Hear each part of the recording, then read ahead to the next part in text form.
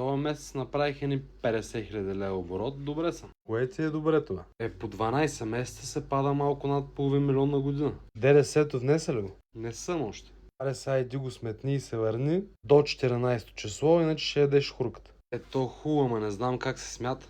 Като не знаеш, ходи плати на счетоводството и тогава се върне. И така си тръгнал да плащаш, плати си и заплатите, осигуровките, реклами. Да бе, разбрах всички останали разходи. Готов съм. Колко останаха от тия 50? Викам 28 хиляди. Тя сега ми дай ни 10%. За къв чеп ще ги давам, бе? Данък печалба, баки.